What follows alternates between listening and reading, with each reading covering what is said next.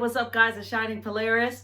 I just came back from AEW Dynamite Thanksgiving episode from last night, and just gonna do maybe a quick recap, but mostly my experience there because it was so much fun. It was such a great episode. Just starting out from whatever. So before the show began, you had the meet and greets. They had a charity meet and greet. This was to meet the ladies, Thunder Rosa, Ruby Soho, and Sky Blue. That's the one I did. And that line went very fast. You could only get a photo with them, no autograph. So that was cool. So I posted a picture of myself with them. Thank you so much to Thunder Rosa. She's always so nice to me. I've obviously met Thunder before. I've never met Ruby Soho or Sky Blue. But Thunder Rosa told those two ladies, she's like, this girl here is a very important fan of ours. So I thought that was a really kind compliment. The other meet and greets, I did not do, but they were there. It was Santana Ortiz, Ricky Starks, and Jay Lethal. I did not do that. I just did the ladies instead.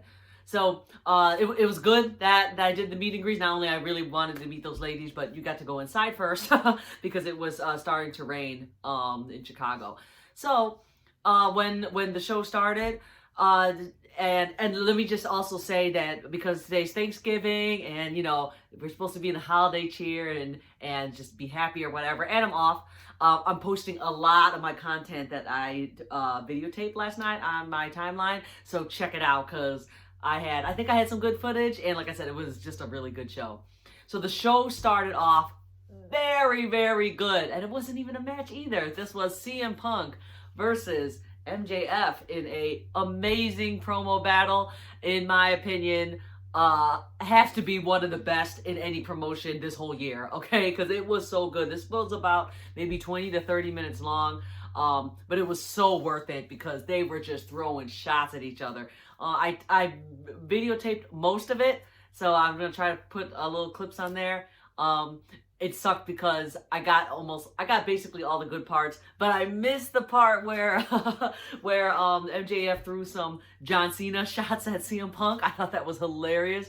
And then CM Punk came back at MJF saying that he was a lesser known Miz. I mean, there was just some good shots in there. You got MJF saying like about CM Punk's very short UFC career, and then CM Punk coming back saying MJF stands for my jealous fan. Talk about how he was on the Rosie O'Donnell show and had a poster of CM Punk in his room. It was just so good. And I don't know, I hadn't watched it on TV yet, but in the crowd, I mean, we were just booing for MJF so hard, and obviously cheering for CM Punk with our hearts out. It was just very cool to be in that setting and just have everyone so excited. So after that promo battle, you had so like CM Punk already in gear, was ready to take on MJF. MJF obviously had his suit on, so MJF pretended to take his stuff off, ready to fight, and then he just rolled out of the ring like the coward he is. So that was a great way to end that. Right after this was CM Punk versus QT Marshall. And of course, QT stands for quality television, and you knew this match was going to be good. So it was fine. You know, it was just mostly myself booing at QT because that's what I do. And then this match went a little bit longer than I thought. I was hoping it'd be like a quick squash match because that promo battle was just so good. CM Punk defeated QT Marshall, as we know, and then that's it. Got some good pictures of CM Punk in that match too. So just want to say right after this was a little segment with Christian Cage and Jurassic Express, and Christian Cage saying that he wants to help the Jurassic Express to become number one. Are they number one ranking? I don't remember, but basically to go after the tag titles, which to me slightly hints that Christian is going to turn on Jungle Boy, which I think will be great because I want a heel Christian. So anyway, that's just my thoughts on that. Another little segment which I thought was funny, Eddie Kingston eating in catering and 2.0 is there to harass him. I will have to say 2.0 is it's so entertaining, and they're like they're like a jobber team, but they lose a lot, but they're in like really big main event matches. So I mean, they've been involved with like Sting, now Eddie Kingston. Obviously, they came in with CM Punk, even though they lost. They still look good in defeat. And you have Daniel Garcia with such a talent. So, but that is setting up for the match for Rampage. So then, and the next is I don't even think they advertised this match, not like they need to. I think they needed a filler match, and this was Bear Country versus the Gun Club. Now, I know trying to build up the Gun Club now for for a Dynamite run, because Gun Club usually is just on Dark. So this is, I guess, to set up the Gun Club versus Darby Allin and Sting. And I didn't really pay too much attention to this match, because I'm like, this match should have been in Dark. But anyhow, Gun Club defeated Bear Country, and then immediately after, you had Darby Allin and Sting coming out and chasing them off or whatever. And they're just, they're just in the ring, kind of just like so the crowd can see them. So that was just that.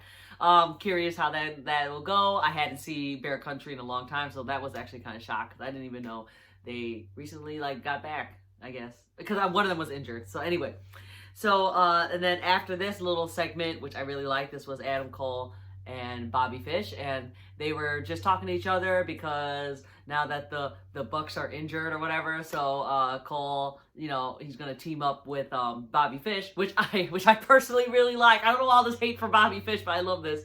So he was just saying that Cole was saying that him and Fish are best friends. So as they said that, the real best friends came out, because it's gimmick infringement, and it was Chuck Taylor, Orange Cassidy, and Wheeler Yuta, and they're basically just like confronting them or whatever. But then you have Cole, we're like, wait, where's Trent? Because he's like the real best friends, with Chuck Taylor, and they just jaw jacked a little bit. So that's set up for your match in Rampage, which would be Undisputed Era, which I'm just gonna call them, versus the best friends, Orange Cassidy and Wheeler Yuta. So I wonder if this is gonna start a new feud, mostly because I want Orange Cassidy to be done with HFO. So if this brings best friends versus Undisputed, that's fine. I don't care. Just and bring Trent back, because I want him back, but he's injured, I know. Okay, so then after this, we have another segment. This was Team Taz and Lio Rush and Dante Martin, and they are like in the office or whatever, because Team Taz have given Dante a contract saying to join Team Taz. Now, I was 100% sure that this was because Lio Rush and Dante are like a really good tag team for them being tagged very short amount of time, but they both have similar styles, and so it's really like cool to see them like they just work together so well. But Dante, he actually signed the Team Taz contract, so now he is on part of Team Taz. And the funniest part of this was you had Hook. Hook is the GOAT, okay? You have Hook. He is just sitting like that with his hoodie. He's looking like a bum, and he's eating chips. And he goes and he hands Dante some bag of chips, and they're just eating it, and then Dante walks off with them. So this is really cool. I mean, Dante is such a baby face. I'm kind of curious how he's gonna look like heel, or which I think it is, that he's actually still working with Leo. He's just going to destroy Team Taz from within. That's what I think. So, yeah. So we got a new feud there. Can't wait to see Lio Rush versus Team Taz. And let's see. And then after this was the women's match, which I was really excited to watch. This was for the TBS. This is a TBS tournament. So this was Jaime Hayter versus Thunder Rosa. I know my wild predictions on Twitter, because I thought that Thunder Rosa was going to lose here, so she can go after Britt Baker, because I think Thunder Rosa is better than the TBS. I think she should just go after the world title. But regardless of the end of the match, this match was very good, super hard hitting. These two women just laid it out. I mean, they were just really, really killing each other in the ring. And then the best part, I have to watch on TV because I may have been on TV for like a second. They were fighting against a guardrail, and I got footage of all of that. That was just really cool. They're just right in front of me, just whipping each other's ass.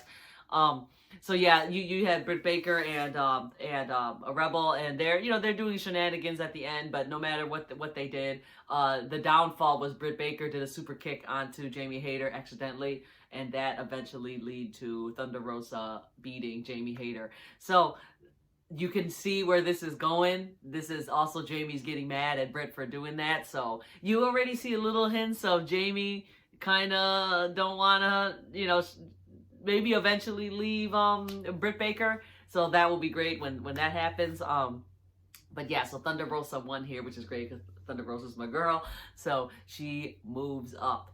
And yeah, I really can't wait to see, who's really going to win that title at the end, because there's a lot of good women that needs to be like pushed in this tournament. So after this was one of the other matches I was totally looking forward to. This was Bryan Danielson versus Colt Cabana. And I know, obviously, Colt is from Chicago, but I like Danielson so much. So, yes, I was cheering for Colt, but I was not booing for Danielson. So, at least I guess that you could be kind of neutral there. But, yeah, obviously, Colt came out. Lots of cheers from the crowd. And then Danielson comes out. Tons of boos. But I'm telling you right now, I absolutely love this heel Danielson. Like, this just made, I already liked him, and now him being like a mean guy just made him like 100 times hotter. Anyway, so yeah, Danielson just destroyed Colt, and at the end, I don't know if I think I have some footage of it. This is obviously during the commercial break, and they did show it on TV eventually. But I was really confused what he was doing because he keeps pointing to this thing on the ground. I guess it's his tooth, but it's so small you can't see. But yeah, so I guess he really pummeled Colt hard because his teeth really fell out, I guess. So that's disgusting.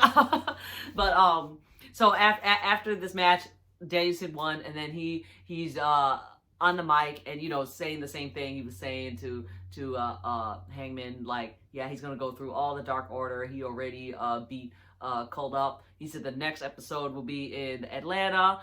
He knows there's some Dark Order members from there. He's gonna beat them up too. So after saying that, Adam Page came out to confront Danielson. I have very good footage of this, so I just posted it on my timeline, and he basically says to Danielson, like, you want to fight? Let's fight right now. Danielson was like, of course you said that, because I just had wrestled, so of course you're gonna tell me to do it now. But Heyman was like, no, go in here, first shot. You can get the punch me first. So Danielson did. He slaps Page, and then little bit of fighting in there. Page gets ready to do his buckshot lariat, but then Danielson runs out of the ring, and there you go. So I had that, like I said, I had that clip, very, very good angle that I had, and I can't wait. So my take is on this is I think we're gonna have Adam Page versus Danielson. I think that will be at Winter's Coming. So not Revolution, but we'll talk about Revolution in a second. So can't wait for that. Okay, so the next one we have, what do we got? Yeah, let me just also say, there was another segment. This was after the Jamie Hayter one. I forgot to say this. They had Britt Baker with Tony Schiavone doing a little Thanksgiving little segment, and Tony Schiavone said that during All Out Battle Royale, Rio was never eliminated from Hayter. So because of that, she earns a match with Britt Baker at Rampage. If Rio beats Baker, then she will get a title shot for Baker. So that is really cool because a big fan of Rio. She needs to be on TV more. So Rio versus Britt Baker for Rampage. If she wins, if Rio wins, she will get a title shot. And I think I'm going to predict that will also be on Winter's Coming episode. So that's really cool. So you go to your main event. This is the big 8-man tag match. You have FTR and Andrade and Malakai versus Cody, Pac, and Lucha Brothers. And again, great shots of this match that I have. I'm trying to post as much as I can on my timeline. The funniest part. So I was with my friend. My friend is a big Cody Rhodes fan. I'm not I'm sorry, because Cody's been really nice to me. I'm just not a big fan of his either. So I'm telling you, Chicago crowd, we just booed the hell out of Cody. It's just so funny. My friend there is like, why? Why are you all booing? Just under his boos for Cody. The best part, and I have no footage of this, and I wish I did, Cody threw his belt into the crowd. The person that caught it in the crowd threw it back. He throws the belt back into the crowd, different angle. Person threw it back again. The last time I got it, this one I got on my video, he throws it into the crowd. The guy caught it, and he keeps it. So, but I think it would have been funny. Should have just kept throwing it. I would have just kept throwing it. I don't care. I thought that was hilarious. So yeah, another thing about the match is what was funny, and if people just want to know, Andrade, you know, he has his like gear, which is like the suit pants. And then later he just came back with like no pants at all. So some people have been asking me about that. I actually saw it firsthand. His pants were ripped really bad, guys. I mean, it was just like under like the inseam was just completely ripped. He rolled out of the ring and he just took the pants off. But it's funny because he had the full gear on underneath. It wasn't like generic black, you know, the briefs and the knee pads. He already had all his designs on it, so it was perfect. And I think he looked good with the no pants on, no pants look. I just thought that was just really funny because it really was like he had pants, rolled out, came back in, no pants on. So lots of great spots in here. One was we had Arn Anderson and Tully looking at each other like ready to fight. So we are like, yay, old people. So and then at the end, it was all the guys hitting their moves, but the match finished with Pac ready to do his finisher onto Andrade, I think. But then it was Malakai that spit into Pac's face, which confused him. You had Andrade hit him with the hammerlock DDT, and then beat Pac, which means the bad guys won. So good match. Can't wait to see where this goes. Can't wait to see Cody finally turning heel. I have some after match footage. Again, I don't know if they showed it on TV because I didn't watch it yet. But Andrade attacked Cody further after the match was done, and then he like did. I couldn't see it from my angle because it was by the ramp. Looked like he did possible DDT or whatever maybe onto Cody. He took the pad out, so he did it on the concrete. And then after that, Cody walked to some little kid by my side and gave him something. So he was just still trying to do like the nice Cody thing, but we were all booing him. It didn't matter. So after the match was done, you had, oh yeah, because obviously it wasn't done. This was after Rampage, so we just talk about that. So after Rampage, you had Eddie Kingston. Usually he does like saying a goodbye, thank you thing. So he did that. And then Tony Khan came out to also thank the crowd. CM Punk came out too. So CM Punk and Tony Khan together in the ring. And they were doing a major announcement, right? Because they're just saying thank you for a Chicago crowd. You know, sold out show. Tony Khan saying that he's going to try to keep having the Thanksgiving episode in Chicago because we're going to keep that as a tradition. And he was like, but we're going to come back here, maybe for a pay-per-view. And I was getting really excited because if you guys know, Revolution was in the Wintrust before.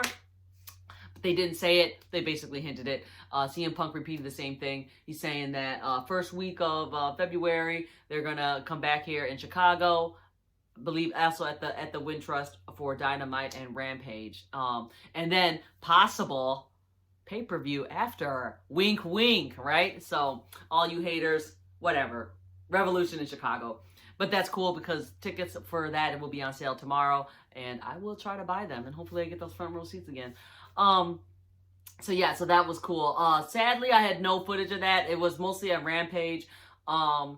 My phone died right after. I made sure to tape all of Undisputed versus Best Friends match, but after that, my phone died, so I had no footage after that.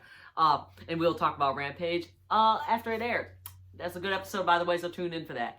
All right, that's all I'm going to say because it's running 20-minute time.